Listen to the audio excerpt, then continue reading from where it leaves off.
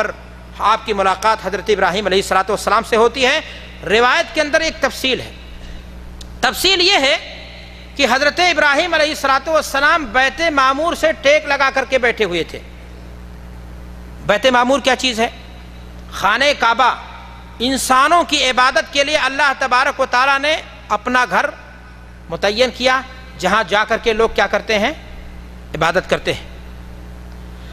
اسی گھر کی صدائی پر اللہ تبارک و تعالیٰ نے فرشتوں کی عبادت کے لیے گھر بنایا، جس کا نام ہی ہے بیت معمور، آباد گھر۔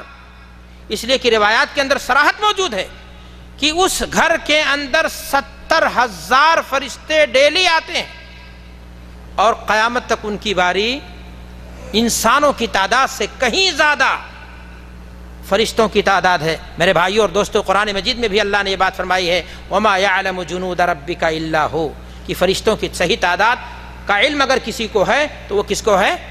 اللہ تبارک و تعالیٰ ہی کو ہے۔ یہاں پر ایک بات جو میں آپ کے سامنے خاص طور سے پیش کرنا چاہتا ہوں کہ حضرت ابراہیم علیہ السلام کے تعلق سے یہ بات موجود ہے کہ ابراہیم علیہ السلام بیت معمور کی دیوار سے ٹیک لگا کر کے بیٹھے ہوئے تھے۔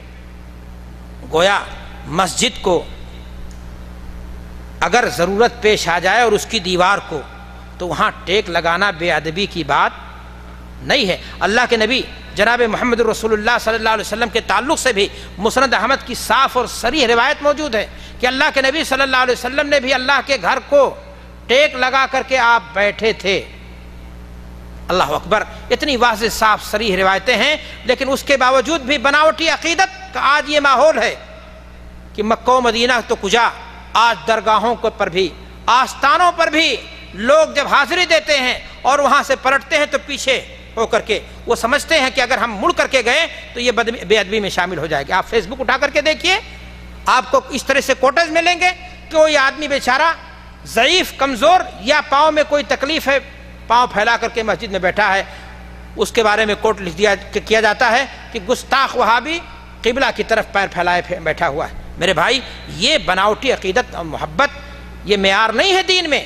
دین میں معیار ہے کتاب و سنت۔ ایک انسان اگر اسے ضرورت ہے، اس کے پاؤں میں تکلیف ہے، تو اس نے اگر بہت دیر سے بیٹھا ہے مسجد میں، پاؤں اگر اس نے پسار لیا تو یہ کوئی بے ادبی کی چیز نہیں ہے۔ اپنے استاذ کی طرف، گھر کی طرف پاؤں کر لینا یا خانہ کعبہ کی طرف پاؤں کا کر لینا بوقت ضرورت ایسی کوئی چیز نہیں جو بے ادبی اور گستاخی میں تصور کی جائے۔ میرے بھائی اور دوستوں، میں نے آپ سے عرض کیا کہ یہاں پر ملاقات اللہ کے نبی جناب محمد الرسول اللہ صلی اللہ علیہ وسلم کی کس سے ہوتی ہے؟ ابراہیم علیہ السلام۔ یہ کون سا آسمان ہے؟ 7واں آسمان ہے۔ 7ویں آسمان پر حضرت ابراہیم علیہ السلام سے ملاقات ہوتی، بیت معمور دیکھا، اور اس کے بعد کیا دیکھا اللہ کے نبی صلی اللہ علیہ وسلم نے؟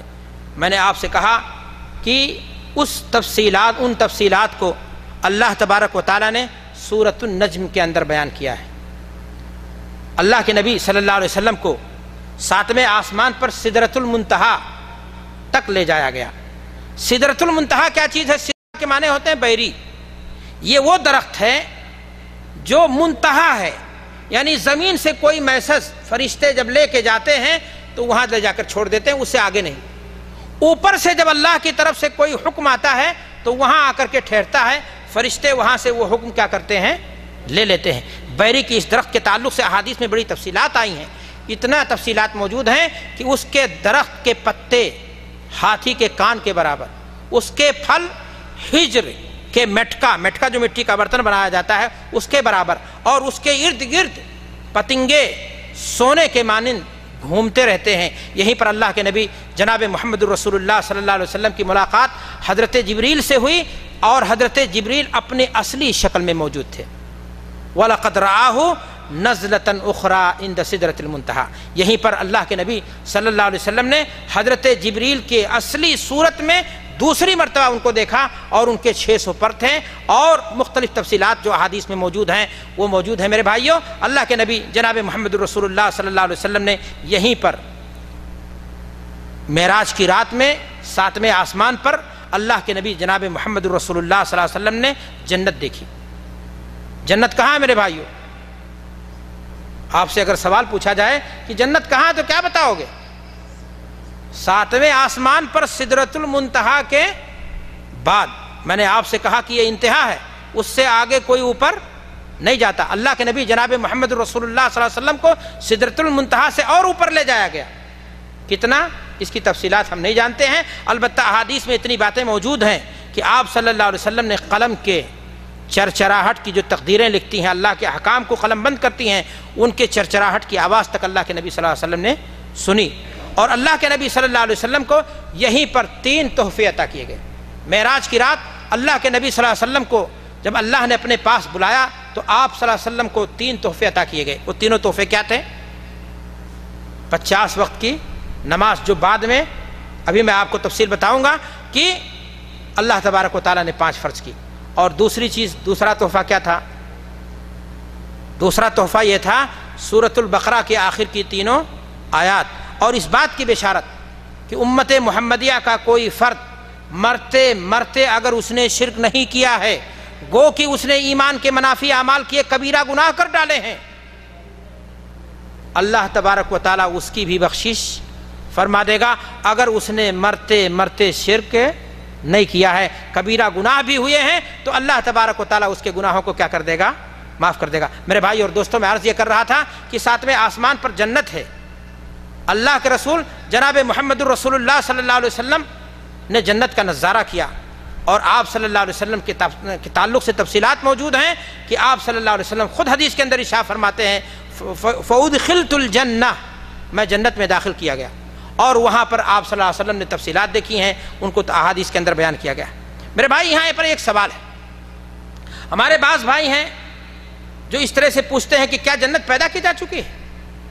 اللہ کے نبی صلی اللہ علیہ وسلم نے کیا چیزیں دیکھی تھیں؟ اس لیے کہ زندگی تو برزخی شروع ہو رہی ہے لوگوں کی مرنے کے بعد، تو جنت میں کیا چیزیں دیکھی؟ اللہ کے نبی صلی اللہ علیہ وسلم نے واقعی معنی میں جنت دیکھی ہے، کوئی خیالی جنت نہیں دیکھی ہے، برزخی جنت نہیں دیکھی ہے۔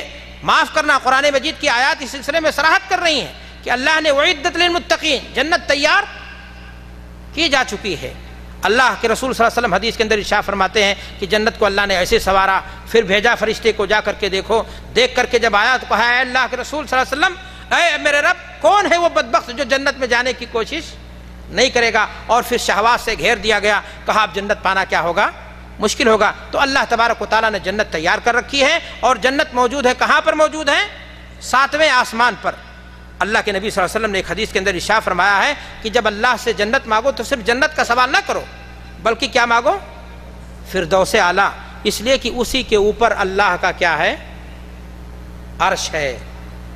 اللہ کا عرش کہاں ہے؟ جنت میں جو فردوس کا حصہ ہے اس کے اوپر۔ اب اللہ کا عرش جب وہاں ہے تو اللہ کہاں ہے؟ اللہ بھی اپنے عرش پر کیا ہے؟ مستوی۔ افسوس کی بات ہے، آج آپ مسلمان سے پوچھئے تو کہتا اللہ ہر جگہ موجود ہے۔ اللہ اپنے علم کے اعتبار سے ہر جگہ موجود ہے، ورنہ مسلمانوں اس بات کو جانو کہ اللہ تبارک و تعالیٰ عرش پر کیا ہے؟ مستوی ہے۔ میرے بھائی اور دوستوں، میں اپنی بات کو اختصار کرتے ہوئے، سمیٹتے ہوئے میں آپ سے عرض کرنا چاہتا ہوں کہ اللہ کے رسول صلی اللہ علیہ وسلم نے 7ویں آسمان پر بہت ساری چیزیں دیکھیں، اور اس کے بعد آپ صلی اللہ علیہ وسلم کو نماز کا تحفہ دیا گیا۔ سفر معراج کی واپسی کی تفصیلات احادیث میں آپ کو نہیں ملیں گی، صرف اتنا ملتا ہے کہ اللہ کے نبی صلی اللہ علیہ وسلم جب واپس ہو رہے تھے تو 6ٹھے آسمان پر ملاقات ہو گئی۔ کس سے؟ موسیٰ علیہ السلام سے۔ 6ٹھے آسمان پر کس سے ملاقات ہوئی تھی؟ موسیٰ علیہ السلام نے ازراہ شفقت کہا، ہے نبی 50 وقت کی نماز، ہماری امت 2 وقت کی نماز ادا نہیں کر سکی، آپ جائیے اللہ سے۔ اور حدیث میں تفصیلات ہیں کہ اللہ کے نبی صلی اللہ علیہ وسلم جتنی بار گئے، اللہ تبارک و تعالیٰ نے 10 کر کے نماز کیا کر دی؟ کم کر دی۔ اور اس کے بعد جب 10 باقی بچی تو اللہ کے رسول صلی اللہ علیہ وسلم جب گئے تو اللہ تبارک و تعالیٰ نے نماز کو کیا کر دیا؟ 5 کر دیا۔ اور پھر جب حضرت موسیٰ نے کہا ابھی بھی جاؤ، ازراہ شفقت کی یہ بات تھی، تو انہوں نے کہا کہ اب مجھے شرم آتی ہے، اور اللہ نے وعدہ کیا کہ تمہاری امت اگر 5 پڑھے گی تو ثواب اس کو کتنا ملے گا؟ 50 کا۔ اللہ اکبر! اس نماز سے غافل ہے مسلمان، لیکن نہیں، معراج کی رات کون ہے؟ 27ویں رجب ہے، رات ضرور منانے کے لیے کیا ہوتا ہے؟ تیار ہوتا ہے۔ تو میرے بھائی اور دوستوں، میں عرض یہ کر رہا تھا کہ اللہ کے نبی جناب محمد رسول اللہ صلی اللہ علیہ وسلم وہاں سے سفر معراج سے واپس آئے، اور اس کے بعد جب بیت المقدس پہنچے تو پھر بیت المقدس سے جب مکہ پہنچے اللہ کے رسول صلی اللہ علیہ وسلم، تو وہاں سے بیت المقدس سے سفر وہی براق تھا جو باندھا گیا تھا، اور اسی پر بیٹھے، اور صبح تڑکے اللہ کے رسول صلی اللہ علیہ وسلم کہاں پہنچ گئے؟ مکہ پہنچ گیا. اللہ اکبر. نصیب اپنا اپنا. اللہ کے نبی صلی اللہ علیہ وسلم خبر دے رہے ہیں کہ اللہ نے اپنے محبوب پیغمبر کو معجزے معراج سے نوازا ہے. ایک ہے ابو بکر صدیق, دوسرا ہے ابو جہل. ابو جہل کو ہاتھ لگتی ہے, بات ہنگامہ کرتا ہے, اور اللہ کے نبی صلی اللہ علیہ وسلم کے پاس آتا, کہتا ہے ابو بکر, اللہ کے رسول کے ساتھی ابو بکر کے پاس آتا ہے, کہتا ابو بکر یہ بتاؤ کہ اگر کوئی آدمی بیت المقدس جانا چاہے تو کتنا دن لگے گا؟ کہا 40 دن. کہا ہاتھ ملاؤ. موقع ڈھونڈ رہا تھا. ابو بکر صدیق نے ہاتھ ملایا, کہا کہ تمہارا ساتھی محمد صلی اللہ علیہ وسلم کہہ رہا ہے کہ وہ رات کے چند حصے ہی میں گیا اور بیت المقدس نہیں گیا, 7 آسمان کی بلندی اور جنت و جہنم کی بھی سیر کر کے آیا. ابو بکر صدیق رضی اللہ تعالیٰ عنہ نے گردن جھکائی, جواب دیا کہ دین کا دشمن تو نے سوال میں پیش کیوں مارا؟